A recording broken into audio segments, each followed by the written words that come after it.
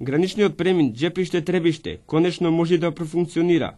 По многу чекање и ветување од македонска страна дека ќе биде направен пат од 1,3 километри, македонците од Голо Брдо ово лето ќе можат за пола сат пат да го посетат роднините од Дебар.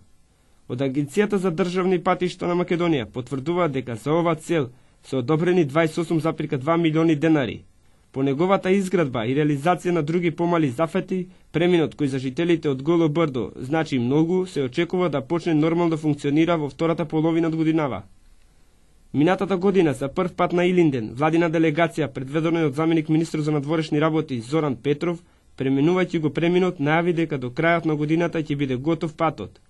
Жителите на Голо Брдо, поради нефункционалност на овој премин, мора да минуваат преку преминот Блато или 30 км повеќе тешко преоден пат.